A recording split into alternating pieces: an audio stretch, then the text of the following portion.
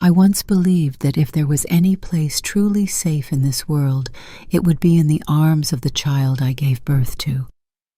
But it was that same hand that pushed me down the stairs, because I found out all my life savings were gone. They sold my memories, locked me in like an old piece of furniture.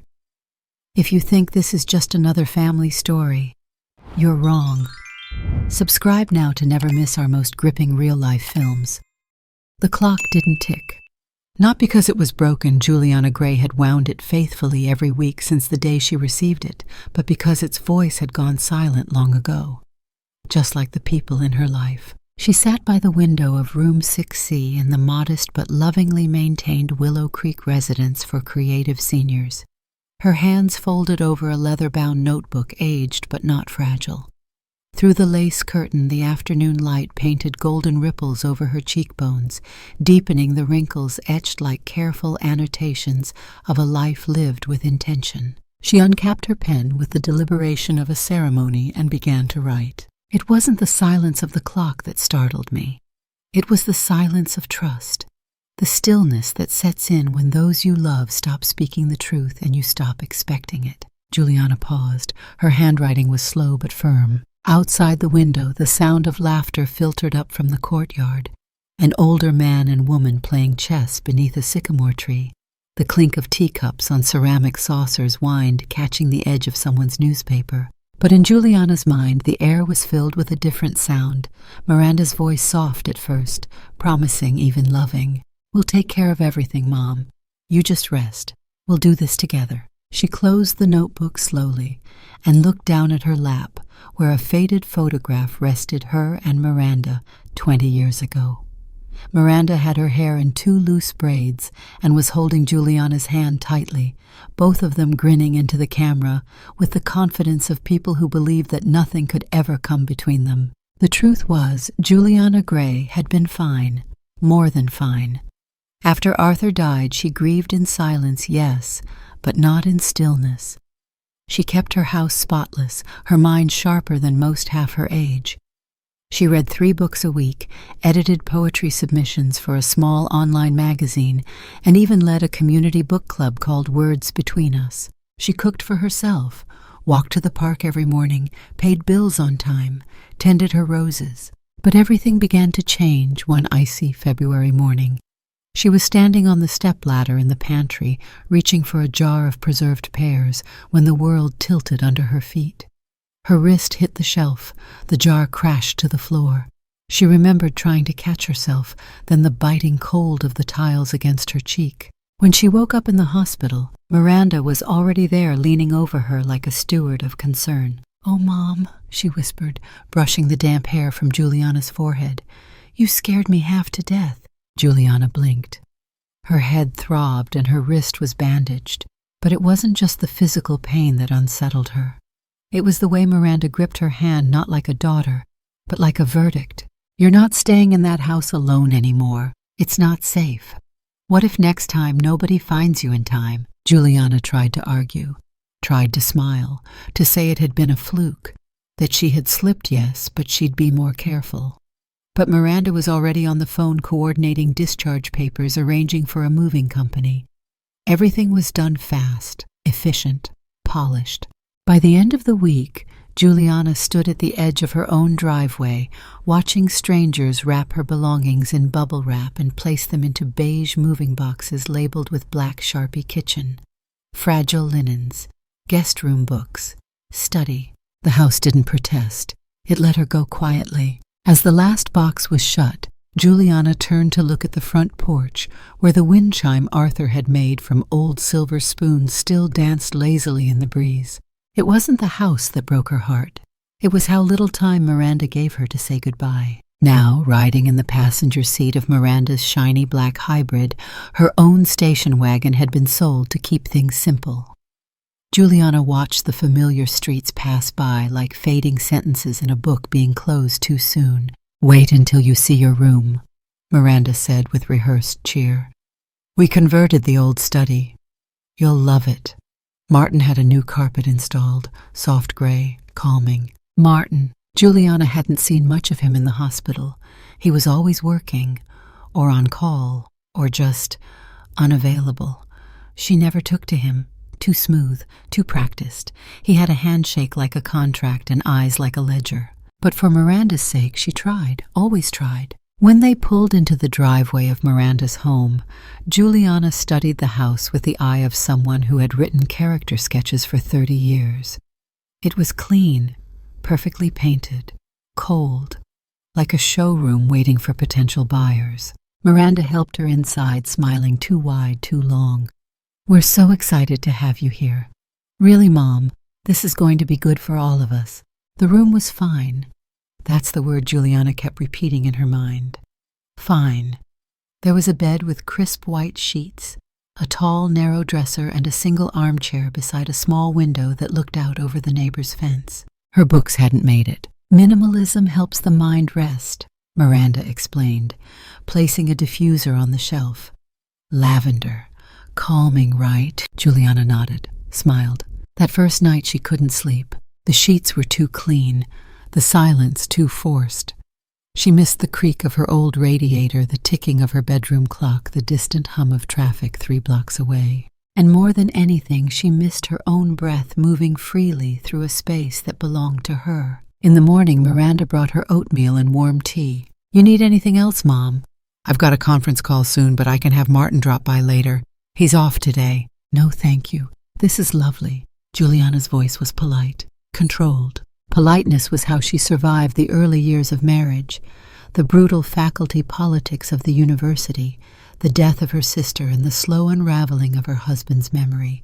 She knew how to keep things in place. A week passed, then 2. Miranda kept a color-coded schedule for Juliana breakfast at 7, medications at 8 TV time from 10 to 11:30. Just light comedies, nothing violent or depressing, lunch at noon sharp. There was always soft music playing in the background, never too loud, just enough to gently blur the edges of boredom. Miranda called it environmental control. Juliana called it claustrophonic kindness.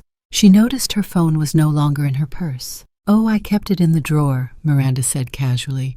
"You kept forgetting where you left it. I'll bring it when you need to call someone." That phrase, "when you need to." Juliana once taught her students to beware of passive constructions. They were how people disguised the taking of power. And now here she was, having her agency gently filed down with every smile. One morning she asked about her mail. "Oh," Miranda waved it off. "Everything important comes to me now. Just easier that way." Juliana nodded. And yet when Miranda left for work and Martin passed her in the hall, he didn't say good morning, just glanced her way, cool, distant, as if she were part of the furniture. And then on a Sunday afternoon it happened. Juliana walked past the living room cabinet and noticed a familiar space, too familiar. The wooden stand where her wedding gift from Arthur had stood, a vintage French clock with gold filigree and a delicate ivory face, was empty. She froze. "Miranda," she called gently. "Yes," Miranda appeared from the kitchen, wiping her hands on a cloth. "The clock, the one Arthur gave me, it's gone." "Oh," Miranda said too quickly. "It's in storage. We're redesigning the shelf." "In storage where?" We donated some things to make space. You said it didn't work anymore, remember?" Juliana stared at her. The air thickened. "I never said that." Miranda's smile tightened. "Well, I'm sure it's around. I'll check." But Juliana knew. Something had been taken. Not just the clock, but a border had been crossed.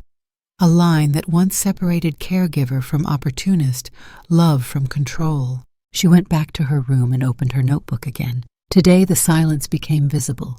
It had a shape, a name, and a price tag. The mornings were the hardest. Not because of pain, Juliana's body had recovered remarkably well, but because of how precisely the world was being controlled around her. She awoke each day at 7, always a few minutes before the soft knock on her bedroom door. Miranda, punctual to a fault, would enter with a tray oatmeal, sliced banana, 1 boiled egg, 1 cup of green tea. Always the same, never a question. Juliana smiled as expected, murmured a thank you, then listened to her daughter's footsteps fade into the hallway. That day she decided to find her phone. It had been 3 weeks since she last held it, and Miranda always said, "It's just safer in the drawer, Mom. You keep misplacing it." Juliana didn't argue then. She was tired, dazed. But now the fog had begun to lift. She felt the quiet clicking of questions behind her ribs. She waited until Miranda left for work. Martin's car had pulled out of the driveway, and the house was still. She moved slowly, quietly, checking the drawers in the living room sideboard, the kitchen counter baskets, even under the sofa cushions. Nothing. Not in her room, not anywhere visible. It wasn't misplacement anymore, it was removal. That evening, she asked plainly at dinner, trying to keep her voice light. "Darling, do you happen to have my phone?" Miranda looked up from her salad, her lips tightening just slightly before stretching again. "Oh, Mom, we've been through this. It's in the drawer upstairs. You said you didn't really need it, remember?" "I don't recall saying that," Juliana replied gently. "Well," Miranda shrugged, "you've got us now. If you ever need to call someone, I'll help." Martin, who'd been stirring his pasta half-heartedly, suddenly looked up. Their eyes met. There was no greeting in his gaze, only calculation, clinical and distant.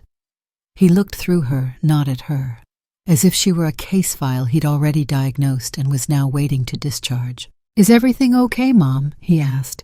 His tone was perfectly even warm on the surface hollow beneath. "Yes," Juliana answered. "Just a bit disoriented, I suppose." She was learning the language of survival in this house, pleasantries, as armor smiles as currency. Later that night, Juliana sat in her small room staring at the ceiling, thoughts, heavy, brittle. The quiet in the house was absolute. No creaking pipes, no ticking clock. The clock. She turned her head. The antique French timepiece that once graced her mantel, the one Arthur gave her on their first anniversary, a piece he'd saved 2 months' salary to buy, was gone. She remembered wrapping it herself the day the movers came, placing it delicately between layers of bubble wrap. She had written "fragile bedroom clock" in bold marker. It had sat on the corner shelf in this room when she first moved in. She was certain. She had looked at it every night before sleeping, even though it hadn't chimed in years. And now the shelf was bare. She sat up slowly, swung her legs over the bed, and stepped onto the cold hardwood floor. The house was silent except for the hum of the refrigerator and the distant rustle of trees outside. She crept toward the hallway and peered into the shadows. She walked down the hall, past the closed doors, past the photos of Miranda and Martin's wedding, their beach vacation, and a professionally framed certificate of Martin's board certification in internal medicine. She turned into the living room, hoping to spot it somewhere. Maybe Miranda had moved it to clean. But no, the clock was not there. What was there was a sense of absence so pronounced it nearly knocked the wind out of her. She stood staring at the empty space on the shelf for so long her knees began to ache. The next morning over breakfast she asked, quietly, casually, "Do you know what happened to the antique clock?" Miranda barely looked up from her tablet. "What clock?" "The French one. Arthur's gift. It used to be in my room." "Oh, that," Miranda said, her tone suddenly breezy. "It wasn't working, remember? We took it to get repaired." "You didn't mention that." "Didn't I? Must have slipped my mind." She smiled too quickly. "Don't worry, Mom. It'll be back soon." But it wouldn't. Juliana knew that now, because something else had shifted in the last week, her bank statements. She had insisted that the pension checks continue to be deposited into her personal account, which she had access to online. But last night, when she asked for her laptop to check something, Miranda brought it to her, logged in herself, and hovered, watching, pretending to assist. Juliana only had seconds, but she spotted it, a new recurring withdrawal labeled Joint Family Fund. "I don't remember setting that up," she said. Miranda leaned in, brushing Juliana's shoulder, her voice a soothing hush. "I set it up for you. It's just easier. Bills, groceries, your medications, don't worry about it, Mom. You're safe here." "Miranda," Juliana said, her voice thin but unwavering. "I've always managed my own finances." "I know, Mom." Miranda's smile was sharp as a paper cut. "But you don't need that stress anymore. You just focus on resting." Juliana watched as Miranda closed the laptop and carried it out of the room without asking. She stared at the door for a long time after. That night, Juliana wrote in her notebook, "Control doesn't always come as a cage. Sometimes it comes with a cup of tea and a smile. Sometimes it smells like lavender. Sometimes it calls you Mom." The days blurred. Martin was home more often now. He came in late, smelling of antiseptic and cologne. He barely spoke to Juliana. When he did, it was like she was a patient he was already done treating. One morning, she caught a glimpse of him outside speaking to someone in a sleek black car. She heard the phrase, "We can't liquidate until we get full control," drift through the open window. She stood behind the curtain, hidden. A strange chill ran down her spine. Later at lunch, she tried to ask Miranda about it. "Oh, Martin's handling a big case at the hospital," she said, scraping quinoa into Juliana's bowl. "Lots of legal stuff. You wouldn't understand, Mom." Juliana didn't respond. She knew when she was being dismissed. Instead, that night, she stayed awake and listened. At 11:42 p.m., Miranda's voice carried faintly through the hallway. "Yes, all 3 paintings. And the antique clock, too. She hasn't noticed. We can probably list the silver next. Just make sure the auction house doesn't put our names on the receipts." Juliana froze. It wasn't her age that made her vulnerable. It wasn't her fall. It was this trust she had blindly handed over to her daughter. And now it was being bartered piece by piece. She sat on the edge of her bed, staring at the blank shelf, the silence around her louder than any scream. "Arthur," she whispered into the dark. "What have I done?" The silence had weight now. It pressed into Juliana's chest, not loud enough to scream, but constant, like the faint ringing in your ears after a concert. You notice it most when the world is still. That morning she asked again. They were sitting at the dining table, just the 2 of them. Martin had already left for work, and the house was drenched in the dull gray of early spring drizzle. Miranda had placed a granola bar and half a grapefruit in front of her mother, with mechanical precision, scrolling through her phone as if conducting triage. Juliana cleared her throat gently. "Miranda," she began, careful with her tone, "have you had a chance to check on that antique clock?" "The one Arthur gave me." Miranda didn't look up. "What clock?" Juliana hesitated. "The French one, with the gold trim and ivory face.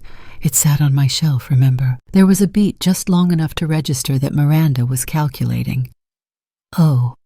She finally looked up. "Maybe you misplaced it." Juliana's stomach dropped.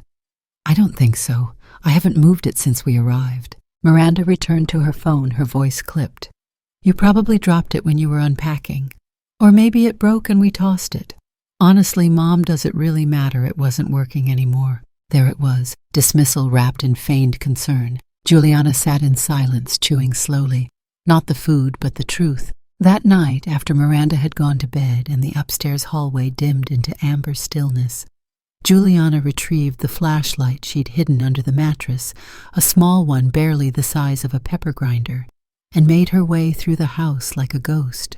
She started in the basement. The smell of detergent and old paint filled her nose. She checked each shelf behind the storage bins under the work table Martin never used. Nothing. Then the garage. She lifted every tarp, opened every storage box she could reach. Her breath fogged the cold air as she knelt on the concrete floor, her flashlight beam trembling slightly with the movement of her hand. She found an old snow globe, a stack of Martin's medical journals, even a box labeled Mom's Stuff that held nothing but 2 wool blankets and a cracked ceramic angel. No clock. She stood slowly, her knees stiff. The silence echoed in her ears louder than ever. As she reached to turn off the light, her hand brushed the metal edge of the drawer in the far corner of the garage cabinet. She pulled it open, nothing inside but receipts, half-used batteries, and an unopened manila envelope marked with Miranda's handwriting. Curious, Juliana took the envelope and quietly returned to her room. She sat on her bed, placed the flashlight between her knees, and peeled the flap open. Inside were several papers. The first was a receipt from an antique dealer in town. She recognized the name Sullivan's Antiques on 5th Street, a place she and Arthur had visited once looking for a reading lamp. But what made her breath catch was the photo attached. Her clock, the same delicate engraving around the frame, the same hairline crack near the base. The placard underneath read, "Early 20th century French mantel clock, ivory face, gold accents, $4.50, sold." A bold red stamp had been placed diagonally across the page, "Paid in full." Juliana stared at it for a long time. Not in anger, not yet, but in disbelief. She flipped to the next page. A handwritten note from the shop owner. "Thank you for your business, Miss Grey. We were honored to take such a beautiful piece. Payment confirmed via cash. No return." Her hand trembled. Miss Grey. Miranda hadn't even used her married name. Juliana set the papers down, leaned back and stared at the ceiling, her mouth slightly open as if trying to inhale enough air to steady the shake inside her. Then she reached for her notebook. She opened to a fresh page, uncapped her pen, and wrote, "My daughter has sold a piece of my soul, not because she needs to, but because she can. And worse than the lie is the ease with which she told it. When did Miranda learn to lie so easily?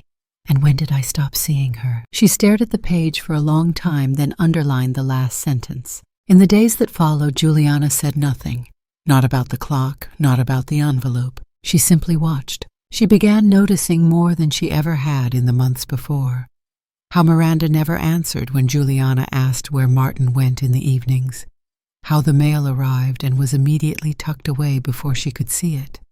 How the antique silver tea set from the hutch had vanished too, replaced by a modern ceramic one. Minimalist, Miranda called it. Cleaner lines. Juliana opened the hutch drawer one afternoon and found it empty. Not even a napkin. That evening, when Miranda was out for a yoga class and Martin had retreated into his office, Juliana crept back into the home office she'd barely dared to enter before. She knew where Miranda kept the keys taped behind the mirror in the hallway, a habit she'd picked up years ago when Juliana used to lock her teenage diary. Inside the desk was a folder marked Documents, Estate. She opened it slowly, scanning receipts, legal papers, a pre-filled power of attorney document, unsigned, for now. Then tucked underneath a sheet of mortgage documents, she found another envelope, this one thinner. Inside was a printed email confirmation from Sullivan's Antiques. "Dear Ms. Grey, this confirms the completed sale of the following items: French mantel clock, $450, silver tea set, 6PC, $250, Victorian framed portrait, $175, all items accepted in excellent condition, payment received in cash." Juliana closed the folder slowly and returned it exactly as she found it. She replaced the key. Then she sat on the edge of the guest room bed for what felt like an hour, the paper still in her hands, then tucked it into her nightgown drawer. That night she didn't write. She just stared at her reflection in the small vanity mirror across the room and asked a question she had never said aloud. Did I fail her? Or did she stop needing me and forget I was still here? In the morning, Miranda brought her eggs and toast, smiling. "Big day today. Martin's parents are coming over for lunch. Try to look nice, okay?" Juliana nodded. She would smile. She would wear the pale blue cardigan. She would make polite small talk with people who would glance at her and see nothing more than a dependent elder tagging along in her daughter's life. But she had seen the truth, and she wasn't going to unsee it. When the door closed behind Miranda that night, Juliana wrote again. She lied with ease. Not panic, not fear, not shame. She lied the way people check their reflection automatically without thought. That is what frightens me more than the theft, the casualness of her deception, the absence of hesitation. She folded the notebook shut and placed it back in its hiding spot behind the third volume of her old college literature anthology. The next morning she made her bed with care, brushed her thinning white hair into a tidy bun, and stared once more at the shelf where the clock used to rest. It hadn't just been a timepiece. It was her life, her memory, her legacy, now gone. Sold, stamped, paid for, and no one had heard the sound it made when it left, because that sound lived only in her. The hallway was too quiet, not the peace of a lived-in home, but the sterilized silence of something watched, something managed. Juliana had begun to notice it more lately. The way conversations hushed when she entered a room, the way Miranda would raise her voice just slightly when speaking on the phone, only to lower it again once Juliana had passed. It was a Tuesday morning when the first sound of artificiality broke through the stillness. Juliana had stepped outside into the front yard, cradling a potted plant that Miranda had moved the week before. "It gets more light out here," she'd said. But Juliana knew it was just one more thing being cleared out of her room. She bent slightly to place the pot near the steps when the voice of Mrs. Penwell drifted across the hedges. "Well, I hope everything's all right with your mother," the neighbor said kindly. She doesn't seem herself lately." Juliana stood still. Miranda's reply came like syrup, sweet and slow. "Oh, it's just a little forgetfulness," she said with a laugh. "You know how it gets. She asks me the same questions over and over again. Sometimes thinks she left the stove on, but we haven't used it all day. Poor thing." Juliana's fingers tightened around the clay rim of the pot. "I see," Mrs. Penwell responded delicately. "That must be so difficult." "She's still lovely, of course," Miranda added. "Just not all there anymore." Juliana backed slowly into the house. By the time Miranda stepped inside 10 minutes later, the old woman was already in her chair by the window, needle and thread in hand, her expression blank. "Nice time outside?" Miranda asked. "Beautiful day," Juliana answered softly. Inside her thoughts clawed the walls. Not all there anymore. It wasn't enough that Miranda was taking things, objects, autonomy, money. Now she was taking Juliana's name, her mind, her credibility, sowing doubt into the fabric of the neighborhood, one neighbor at a time. By Friday it had escalated. Martin came home with a white pharmacy bag and a manufactured smile. "I picked these up for you, Juliana," he said, placing the bag on her dresser. "Miranda said you've been having trouble sleeping." "I haven't," Juliana said. He gave her that too patient look doctors reserve for patients who don't know any better. Everyone needs help sometimes. Just half a tablet before bed. "What is it?" she asked. "Nothing serious. Just a mild sedative, melatonin-based, very gentle." She opened the bag after he left. Inside was a small amber bottle with a printed label, diazepam, 5 milligrams, take one at bedtime. Juliana's breath caught. Valium, not melatonin, not gentle. She screwed the lid back on, walked to the bathroom and poured the pills down the sink.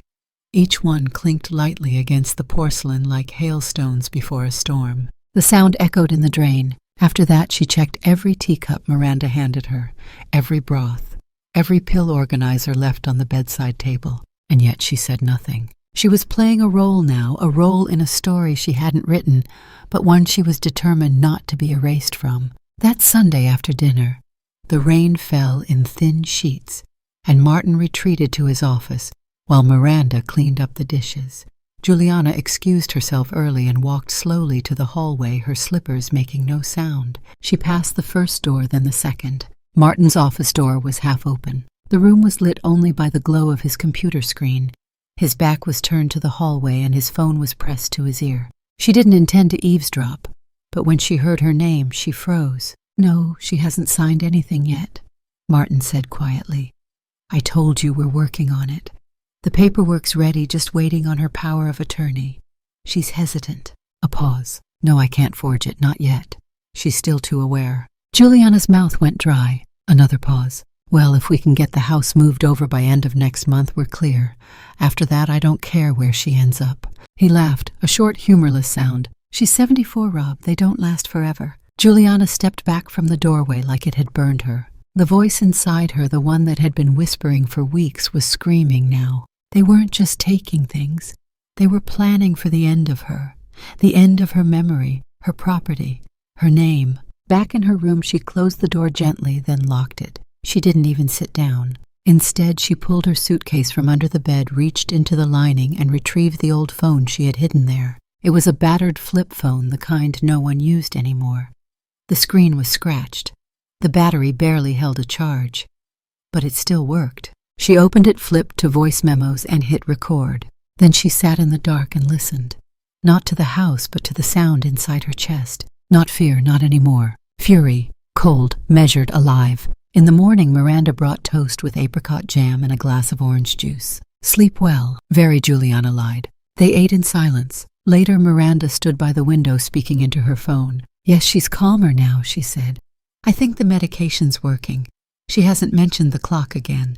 Juliana chewed slowly. The artificial sounds were everywhere now. Sweetened voices, rehearsed sentences, empty reassurances. But beneath them something else had begun to stir.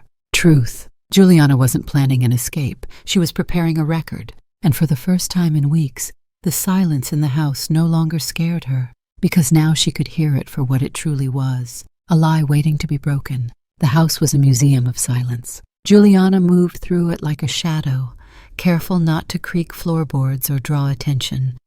Since the night she overheard Martin's phone call, the walls had seemed thinner, the cameras more imagined than real, but no less present. She waited until both Miranda and Martin had left for work. Miranda with her briefcase and performative air kiss, Martin with his silence and his stethoscope looped neatly around his neck. Only then did she act. She opened the hallway closet where the safe used to be her late husband had installed it when Miranda was still in college. Behind a slat of coats and the edge of an unused vacuum, she reached to the back panel. Her fingers brushed metal. Still here, she turned the combination with shaking hands. 1527. Click. Inside her birth certificate, a marriage license yellowing at the corners. The deed to the house, her house, and the last will and testament that had never been updated since the funeral. Every document still bore her name, every title, every claim, every legal thread that held the roof above them all. She exhaled deep and slow and tucked the folders into a cloth grocery bag. Not to hide she wasn't running yet, but she would photocopy them at the library, create a record, one that couldn't be accidentally shredded. That afternoon, Miranda came home early, her voice breezy. "Mom, can we go through some of the boxes in the attic? We're thinking about redoing the guest room." Juliana stared at her. "Of course," she said softly. The attic was cooler than expected. Miranda moved with practiced hands, sorting, stacking labeling boxes with neon sticky notes. "This can go," she said, lifting a canvas-bound photo album. Juliana moved forward. "Wait, that's from our wedding." Miranda glanced down, frowning at the dusty binding. "Mom, there are like 3 other albums of you and Dad. Don't be sentimental. It's all scanned on Dropbox anyway." She dropped it into a cardboard box labeled Donate. Juliana stood in place, watching more fragments of her life disappear behind cheerful pastel notes. Trinkets, discard, old records, garage sale, books, heavy, toss. She reached out to one spine, a cracked leather copy of Jane Eyre inscribed by a former student. The pages still smelled of chalk dust and old perfume. Miranda's hand stopped her. "Mom, seriously, we don't have room for all this. You'll feel so much freer once it's gone." Juliana nodded numbly. When they descended from the attic, the box of discards stayed behind. Juliana knew the next time she climbed those stairs, her history would be gone.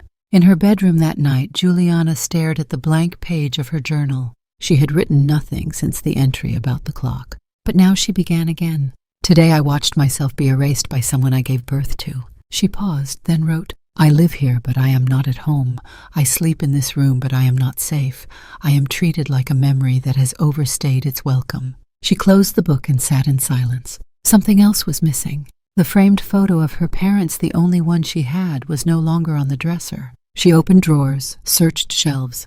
Gone. Downstairs, she wandered into the living room. The bookshelf had changed. Her collection of signed poetry volumes, Plath Bishop Angelou, was thinned.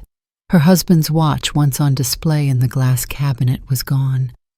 Even the chipped ceramic bird she'd kept on the mantelpiece since Miranda was 5 had vanished. Miranda entered behind her phone in hand, looking for something. "My photo," Juliana said. "Which one?" "My parents' portrait.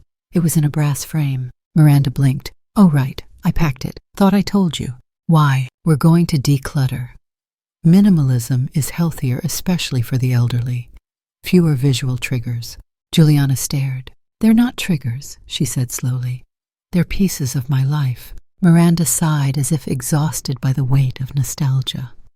"You're overreacting. We're not throwing them out.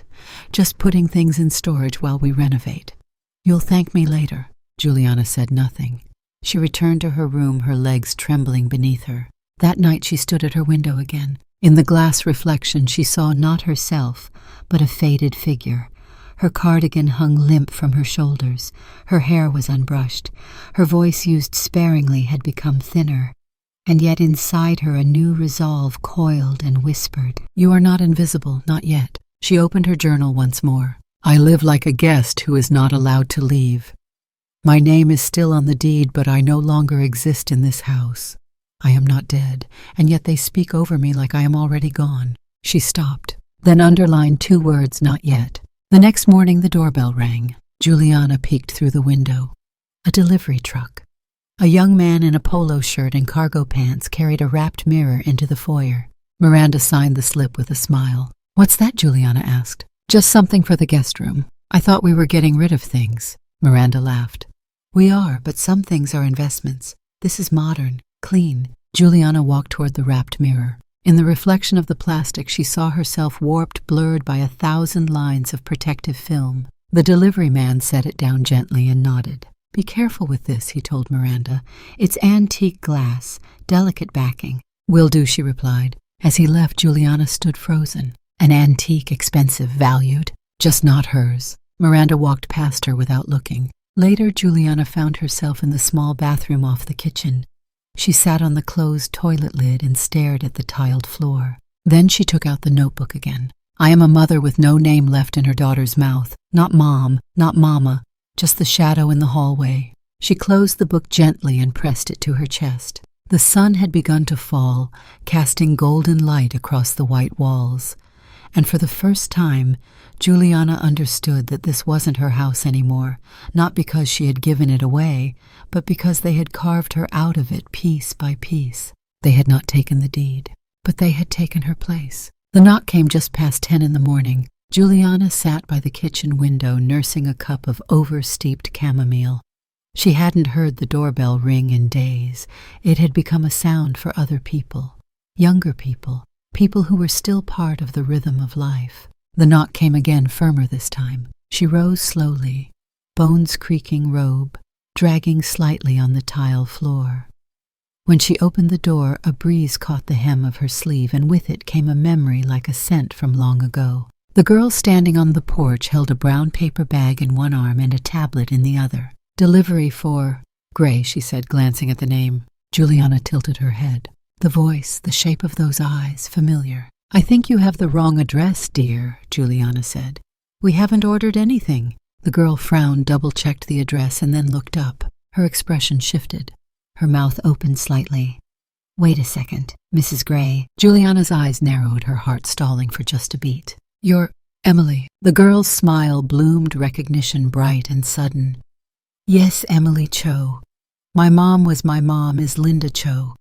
You taught her poetry at Lincoln High. Juliana chuckled, and her face softened as if a forgotten part of her had just been tapped gently awake. You had a different haircut back then, Juliana teased. You had red hair and wore a pendant with a tiny book charm, Emily replied. You used to let us turn in poems instead of essays, and you told my mom she had a voice that burned through quiet rooms. She never forgot that. Juliana's lips trembled, caught between smile and memory. Emily held out the package. I guess this was fate. Wrong house, right woman. Come in, Juliana said before she could think twice. The kitchen hadn't changed. Miranda didn't bother with it. Too mundane, too small. The kettle sat cold, but Juliana gestured to it out of habit. Tea, Emily grinned, always. Minutes later, they sat across the kitchen table. Sunlight slanted through the blinds, striping the floor like jail bars. What brings you here, really? Juliana asked gently. It's not just a misdelivered sandwich, is it? Emily shrugged. I freelance now, do human interest pieces, small town exposes, that sort of thing. I'm working on a series about elder care fraud, how people get manipulated by their families quietly erased. I just got curious when I saw the name on the order. Juliana stared at her tea. Interesting timing, she murmured. Emily watched her careful. Is everything okay here, Mrs. Grey? Juliana met her gaze. Her voice when it came was fragile but firm. I'm not sure anymore. She told Emily a portion of the truth, enough to be a whisper, not a scream. The house is still in my name, she said. But piece by piece it's being emptied. My daughter Miranda says it's to simplify. Her husband brings me medicine I don't take. My clock is gone. My books are gone. The wedding album is missing. Emily's brow furrowed. What kind of clock? Juliana blinked. A brass carriage clock, French 1930s. My husband gave it to me on our wedding day. It sat on the mantel for 40 years. Emily was already typing on her phone. Brass carriage clock, French engraved. Yes, Juliana said. There was an inscription inside the casing. Our time begins with you. The girl's eyes lit up. That's specific. I can search that. Give me a second. Juliana watched her. Something about the click of fingers on a screen, the speed of it felt like a foreign language. She had lived long enough to see paper give way to pixels, but now watching Emily, she saw the world shift back toward her like someone had cracked open a window in a sealed room. Got it. Emily said, squinting. An auction site. Sold to a collector in Albany. Price $2,800. Description includes that inscription. Juliana blinked. Are you sure? Emily turned the screen toward her. The photo was low resolution, but unmistakable. There it was, her clock sitting on green velvet under stark lighting. Sold 3 months ago. Emily zoomed in. Sale date exactly 1 week after your hospital stay. Juliana felt the room tip slightly. I was unconscious for 2 days. Came home to find it gone. She didn't speak again for a long minute. Then can you print that page for me? Of course, Emily said, already opening her laptop bag. I've got a portable printer in the car. Comes with the job. Emily, Juliana said suddenly. Don't tell anyone you were here. Please, not yet. The girl nodded, understanding flickering in her eyes. This stays between us. Juliana rose and touched her shoulder gently. Your mother was one of the brightest students I ever had. Emily smiled. She still writes poetry, you know. Keeps a notebook by her bed. Juliana blinked fast. Tell her I'm still teaching, just in a different way. They printed the sale record, tucked it in a folder. As Emily prepared to leave, she hesitated at the door. I don't mean to overstep, she said, but if you ever want someone to help with more than clocks, records, legal stuff, I know people, lawyers, advocates. Juliana's face softened. I might take you up on that, she whispered. Emily turned and left. The door closed gently behind her. Back in the kitchen, Juliana sat at the table, her fingers trembling slightly as she opened her journal. Today, a voice from the past found me. Not to bury me, but to listen. She paused. The clock wasn't lost. It was taken. Like so many other things. She underlined the next line 3 times. Now I know where to begin. That night, Juliana placed the printed auction page beneath her mattress, next to the copies of her legal documents. She had a plan now, not yet fully formed, but breathing. The wind outside howled gently against the windows. Inside, she sat very still and smiled. It started with a whisper from Emily. A name. A headline buried beneath political noise and sports scores. Martin Ashcroft. Under preliminary review for insurance fraud and medical malpractice, the article read. A few vague lines, no formal charges. Just an internal review. But for Juliana, it was confirmation, not madness, not paranoia, but the truth pressing against the inside of her ribs like a scream that had finally found the crack in the dam. Emily sent her a full PDF of the report from her laptop. He's being looked into by the state board. There's a whistleblower, apparently a nurse, who saw him change patient records. He's accused of billing for procedures that never happened. Juliana reread the article 3 times. He's trying to move fast, Emily added. If it's true, he's got a narrow window before they freeze everything. Juliana's mouth was dry. Everything includes me. That night, when the house quieted and Miranda's wine glass clinked gently in the next room, Juliana sat up in bed with an old copy of The Great Gatsby on her lap. Inside was not Fitzgerald, but a cracked, dusty Nokia phone, a relic of the early 2000s. It hadn't been turned on in a decade, but Juliana had hidden it in plain sight, buried in her books. She'd already changed the SIM with one Emily gave her, a burner chip, with no history. The recording app was basic, but it worked. She flipped the switch and closed the book. Then she waited. The next morning, Martin returned from a conference early. He didn't look at Juliana when he passed her in the hallway. She could smell hospital antiseptic on his coat, but the air between them was thick with a different chemical, something more dangerous. He spoke in hushed tones on the phone in the den door slightly ajar. Juliana sat in the living room, eyes glued to a muted TV while her ears stretched across space and wood. I told you already, Martin's voice snapped. We don't have weeks. She still owns the damn property. If this thing hits the board and the accounts get flagged, a pause. No, I haven't gotten her to sign. She's too alert. Damn it, I thought this would be easier after the stroke. Another pause. Then get the papers ready anyway. I'll handle it. She doesn't have long. Click. Juliana's fingers were trembling when she retrieved the phone from inside the book. She played the audio back. Clear. Chilling. She stared at the screen. She wasn't just being erased, she was being timed out like an expired drug. That afternoon she added a line to her journal. Ghosts do not knock.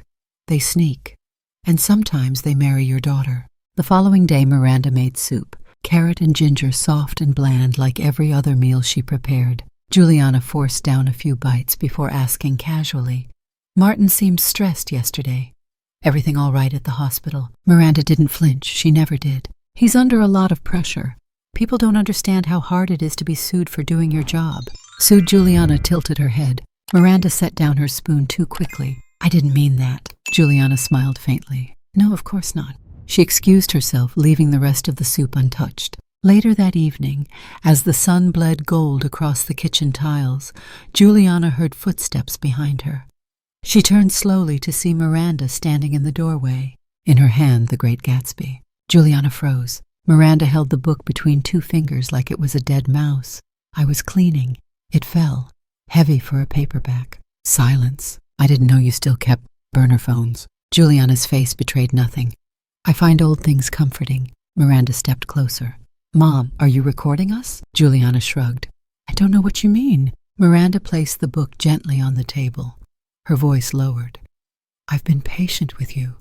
But if you're starting to imagine things accusing us—" "I haven't accused anyone," Juliana said sharp now. "Have I?" Miranda's nostrils flared. "You know what happens to people who get paranoid in old age, don't you? Sometimes they end up signing things they don't understand." Juliana leaned forward. Her voice dropped to a whisper. "I taught literature for 40 years, Miranda.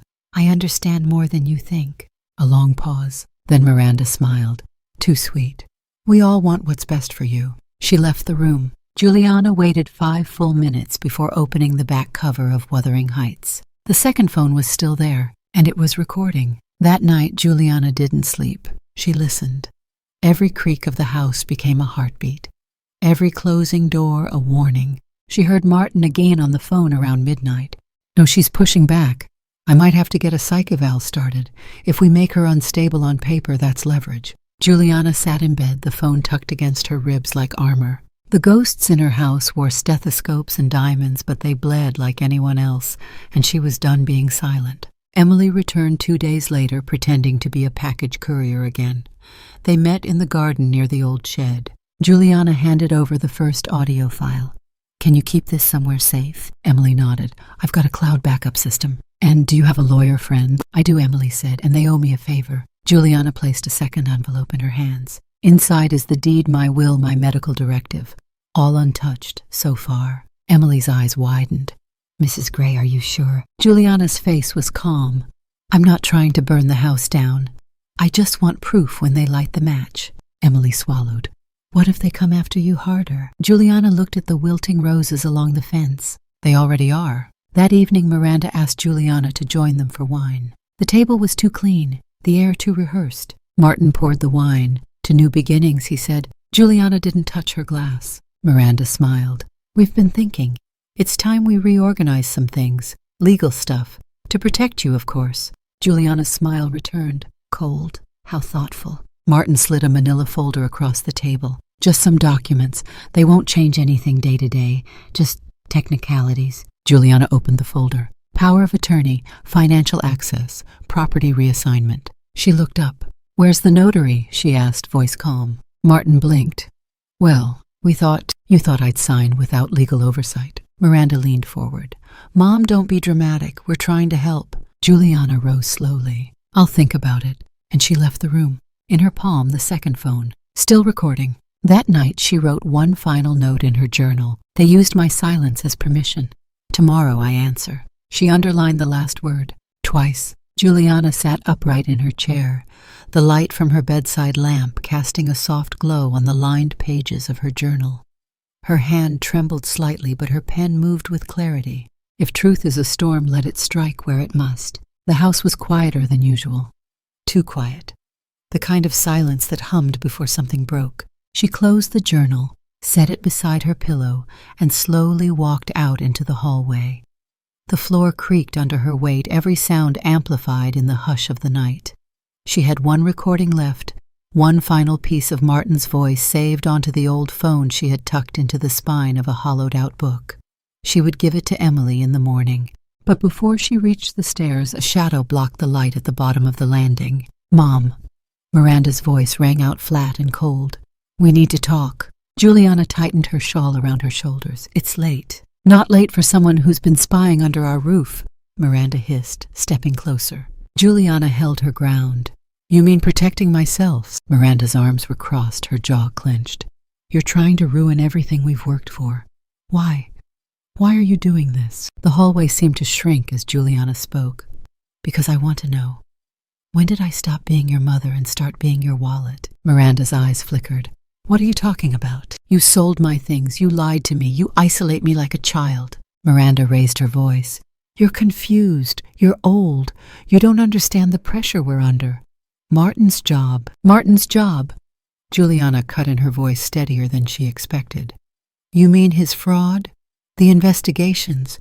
Or the forged insurance claims under your name, too? Silence. Juliana took a step forward, the low light now outlining the anger in her daughter's face. You were going to let me die in that house, weren't you? Don't be dramatic, Miranda snapped.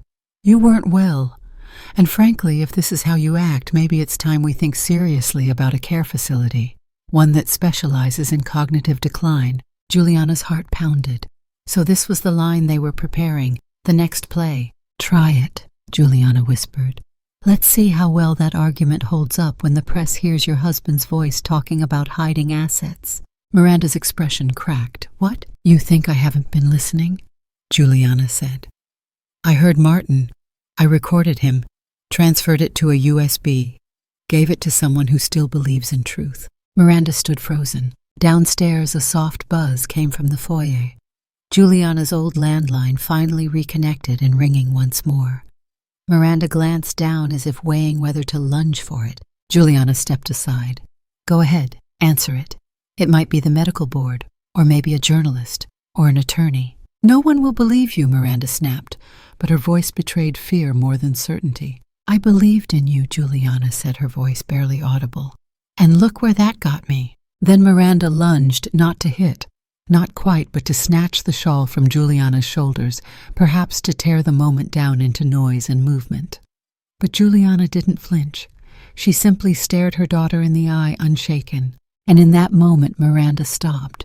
Her hand dropped to her side. Her breath was uneven. Get some rest, Juliana said. You'll need it. The next morning, Emily was already waiting outside in her parked car. Juliana handed her a brown envelope. It's all in there, she said.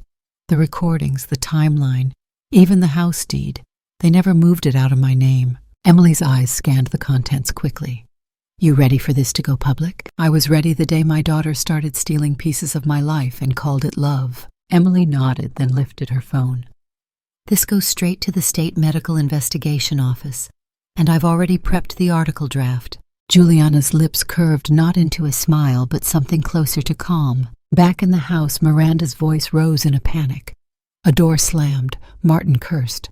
They knew. Juliana didn't look back. Later that day, at the office of the State Board of Medical Conduct, an email arrived. Subject: urgent allegations and evidence of medical fraud.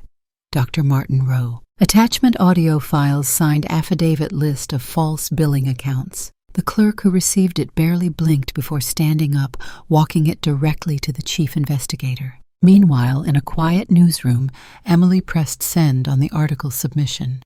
The headline would read, A Clock That Never Ticked. How a retired teacher uncovered the quiet fraud in her own home. Back at the house, the tension was no longer subtle. Martin stormed through the kitchen, grabbing his keys. We need to shred the files, all of them. It's too late, Miranda said, staring at her phone. The article's live. My phone's blowing up. Martin paced. We say it's lies. We say she's confused. She's not, Miranda whispered. She never was. Martin froze. Miranda finally sat down, burying her head in her hands. I thought I was helping her at first, but then we were in too deep. Martin didn't respond. He knew what came next. He'd seen it before in other cases: frozen assets, revoked licenses, subpoenas. But it was different when it was yours. As the sun set, Juliana sat in her room alone again, but not lonely. She picked up her journal one last time for the day. I didn't want revenge. I wanted remembrance. I wanted the silence to end, not with shouting, but with truth. She closed the cover, gently stood and opened the window. The wind was cool against her face. In the distance, a siren blared, rising, falling, growing closer. This time she didn't fear it, because finally, after months of silence, the world was listening. The rain was coming down in long silver threads, soft but relentless. It tapped against the windows like a ticking clock. But in the house on Elmbrook Street, no clock was ticking anymore. Juliana Grey stood by the front door, one hand holding the leather-bound notebook she had filled for months, the other clutching a worn photograph of her wedding day. Her coat was thin. Her shoes were not made for puddles, but she stepped out anyway. She didn't look back. Inside, chaos had broken loose. Less than an hour earlier, 2 agents from the State Medical Board and 3 officers had knocked on the door with the calm finality of people who had come not to ask, but to take. The warrant had Martin's name in bold letters. Miranda opened the door in her robe and slippers, mascara smudged. Martin was in his study, where they found him half shouting into the phone and deleting emails. Juliana had stood in the hallway silent. Miranda's voice echoed up the staircase. "There's a mistake. There must be some mistake." But the mistake, Juliana thought, had been trusting too long, waiting too quietly. The storm outside was nothing compared to the one now swirling inside that house. When the agents pulled files from the drawer Juliana had once dusted every Thursday, when they read aloud phrases like insurance fraud, unauthorized patient transfers, and fraudulent death certification, Juliana's hands did not tremble. Emily had moved quickly.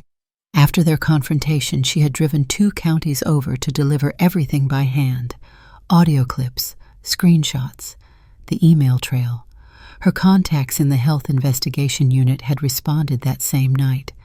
What Juliana thought would take weeks had taken hours. Sometimes the system listened if you spoke the right language. Martin didn't resist. His lawyer had warned him of the potential charges if he appeared non-compliant. But it didn't stop him from throwing a scalding look toward Juliana as they led him away, not in handcuffs, but it might as well have been. And Miranda collapsed. She sat on the steps where she had posed for prom pictures at 17 and cried like a child, no, like someone whose mask had finally cracked. When the officers asked to inspect the accounts tied to Juliana's pension and the document trail of the sold assets, she had no fight left in her voice. For months, she had carried herself like she was saving her mother from herself. Now she couldn't save herself. Juliana didn't speak to her daughter. Not a word. She walked past her, past the living room where she used to read bedtime stories, past the dining table where her place had quietly been removed. She did not need permission to leave. She had waited long enough. The rain slicked her silver hair against her cheeks as she stood alone by the bus stop at Willow and 9th. The stoplight blinked red, then green. No cars.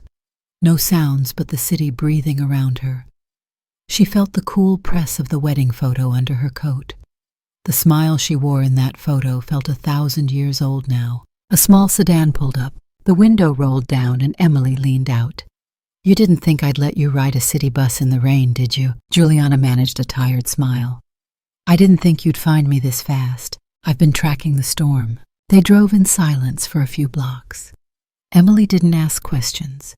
She only turned the heater toward Juliana and let her be. The windshield wipers whispered back and forth.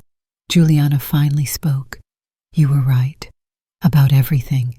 They were bleeding me dry." Emily tightened her grip on the wheel.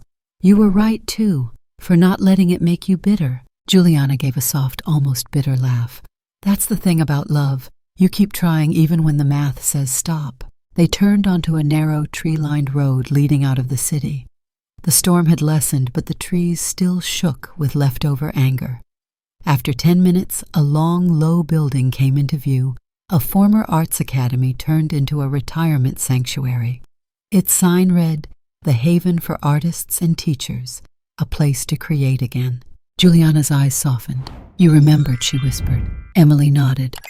"You said once back when I was 15 that if you ever disappeared, you'd want someone to leave you at a place like this. I figured I'd beat you to it." They parked. The receptionist was waiting, having been called ahead. Her name was Marcy. She was in her 30s, wore a navy cardigan, and didn't ask too many questions. She simply said, "Your room is ready, Miss Grey. Welcome." Juliana hesitated. I didn't bring anything but this. She raised the notebook and the photograph. That's plenty, Marcy said with a smile. You'll be surprised what you'll write next. The room was modest, but warm. A window with ivy outside. A bookshelf waiting to be filled. A desk that looked like it had been made for her hands alone. There was no television, just light. Emily lingered at the doorway. I'll visit, she promised. You'd better, Juliana replied. I owe you a chapter. They embraced. Not tightly, not desperately. Just enough to say everything words couldn't. And when Emily left, Juliana stood in the center of the room, her heart louder than any thunder outside. She sat at the desk, opened the notebook, turned to a fresh page, and wrote, "This isn't the end." This is the scene after the curtain falls when the real story begins. Juliana Grey sat at the breakfast table in her new home, the kind of home that smelled like worn paperbacks and burnt toast, where the walls were lined with theater posters instead of silent accusations. The artist's retirement community wasn't luxurious, but it was honest. No one here pretended to be family. No one here lied with a smile. They had all earned their bruises, and now they were healing. They were. The light in the common room filtered through tall windows, falling on her journal. Its pages no longer hidden in secret compartments, but wide open on the table beside a steaming cup of mint tea. Juliana no longer wrote out of desperation. She wrote to remember, and to help others remember too. Each Tuesday morning she led a workshop called Memory in Ink. Elderly residents gathered around with trembling hands and fading eyes. There were retired musicians, failed playwrights, even a former circus juggler with one good lung. Juliana began each session the same way. Right, she'd say, not to escape your past, but to finally speak to it. On that Tuesday, Emily arrived just before lunch, her boots squeaking on the tile floor. She held a stack of newspapers bound by a red ribbon and a familiar glint in her eyes. Part excitement, part vengeance, served cold. You made front page, she said, handing over a copy. Juliana adjusted her glasses, unfolding the paper slowly. The headline struck like a drum. A mother robbed, the story of Juliana Grey and the clock that didn't tick. She read the entire article in silence, not because it hurt, but because it healed. The words painted her truth not as a tragedy, but as resistance. Her suffering, her suspicion, her silence. They were all pieces of a larger puzzle, one that finally fit. At the end of the article was a photo, the now infamous wedding clock displayed in a glass case at a local antique shop beneath the caption, "No longer for sale." Juliana didn't cry. She smiled. It was never about the clock, she murmured. It was about who tried to silence its time. Emily sat beside her, pulling out her laptop. The DA's office confirmed it this morning. Miranda's being officially charged with elder abuse and conspiracy to defraud. Martin's already lost his medical license. There's talk of prison. Juliana nodded. I don't wish them suffering. I wish them truth. And I hope it roars louder than mine ever did. The news had exploded across local stations. The story was picked up by national media outlets under titles like "Trust Betrayed" and "The Silence of a Mother." Miranda's tearful press conference had aired the night before, but Juliana didn't watch it. She didn't need closure from her daughter's apology. That would come from her own breath, steady and free, each morning in this place. Later that week, a young college student named Rachel came to visit the center. She was writing a thesis on narrative therapy and had heard about Juliana's workshops. After sitting in on a session, she approached Juliana timidly. "Ms. Grey, would you ever consider lecturing at our university? Just one guest seminar." Juliana tilted her head, intrigued. "Do you think I still have something to say?" Rachel laughed nervously. "I think you're the only one saying what needs to be said." A month later, Juliana stood before a classroom of students half her granddaughter's age. She didn't bring a PowerPoint. She brought a story. "I once lived in a house where every door was open except the ones that mattered. I was praised for being quiet. But silence, my dears, is not the same as peace." The room listened as she spoke about aging, about betrayal, about how the softest footsteps could echo the loudest lies. She ended with a quote she had written that very morning. "The ones who love you shouldn't need to silence you to keep you close. When the class ended, they stood, not out of obligation, but out of recognition. A few wiped tears. One girl hugged her. Another simply said thank you for surviving. Back at the retirement home, Juliana returned to her rhythm. She edited memoirs for fellow residents. She taught a blind painter to type with dictation software. She helped a once-famous poet relearn punctuation.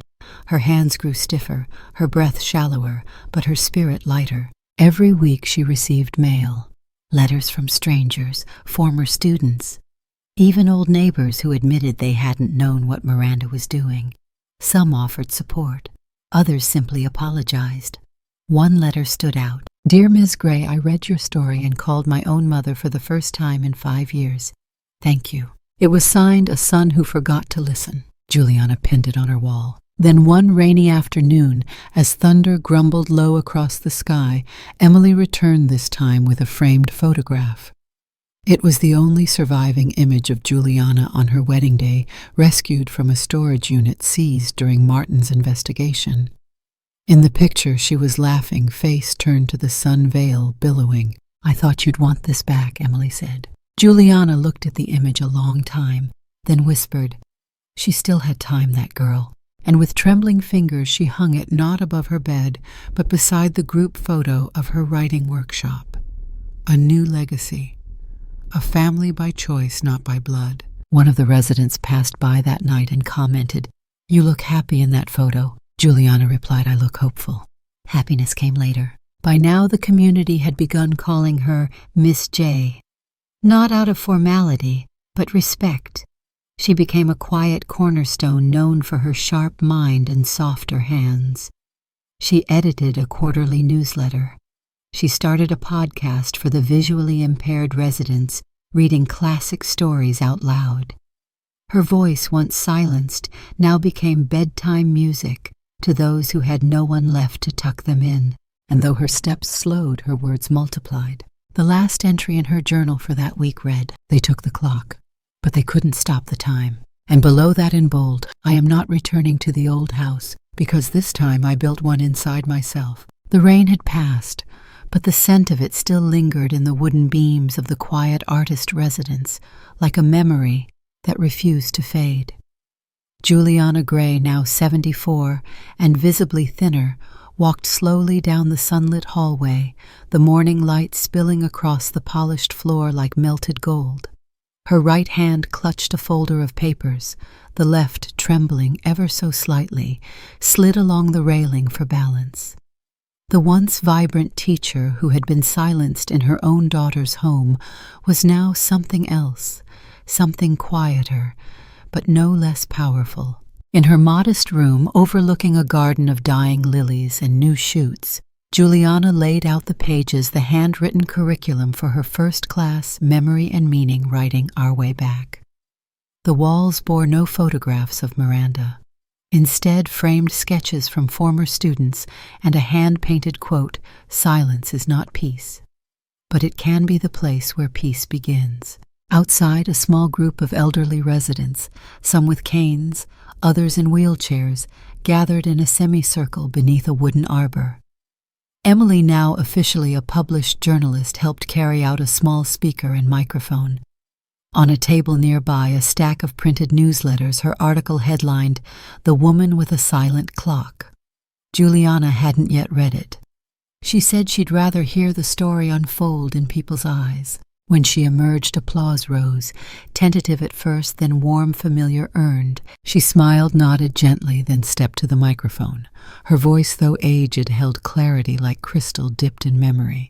"Once I believed that time was something that ticked, measured by seconds, by appointments, by obligations. But then the ticking stopped, not for the world, for me." The audience hushed. A breeze carried the scent of wet leaves through the space. It stopped the day I realized my daughter's love had conditions.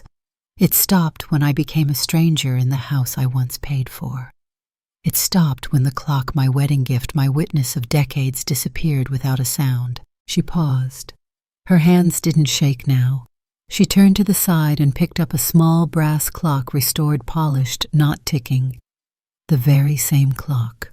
But I have learned something. Time doesn't live in the ticking. It lives in the remembering, in the recording, in the telling. She recited her final poem, the one she'd handwritten just days before, The Clock That Made No Sound. They took the clock from off the shelf, not knowing what they stole was self, a gift once ticked with vows and breath, now sold in silence, cloaked in death. But I thaw old and bruised with truth, remembered how to write my youth, not with time nor ticking hands, but words that broke their silent plans. So let it sit unwound and still, a symbol not of loss, but will. For clocks may stop and love may fail, but stories told will still prevail. The audience sat in breathless reverence. One woman wiped a tear. A man with Parkinson's clapped slowly, rhythmically. Emily recorded it all, not for the article, but for history. Later that evening, the news broke statewide. Dr. Martin Reese officially had his medical license revoked. Miranda Gray charged with elder financial abuse and obstruction of investigation. One photo of them leaving court in silence ran under the caption, "Daughter's silence costs her everything." Back in the residence, Juliana read the printed version of Emily's article by the firelight. The final paragraph read, "Juliana Grey never returned to the house she once called home, but she found something better, her voice. And with it, she now teaches others how to keep their stories alive, even when the clocks have stopped." She folded the paper, closed her eyes. In a dream that night, she was once again in her classroom from decades past, chalk dust floating through beams of sunlight, the laughter of teenagers echoing from old walls. But now she walked among them as they read her poems aloud. She didn't need to wake in tears. She woke in peace. The next morning, she pinned the article beside her writing desk. Then she sat down to write again. Not about Miranda, not about betrayal, but about resistance. About women who don't become ghosts in their own lives. About the clocks that don't tick but witness everything. Outside her window, a clock tower rang 9 times. She smiled. It wasn't hers, but she heard it, and that finally was enough.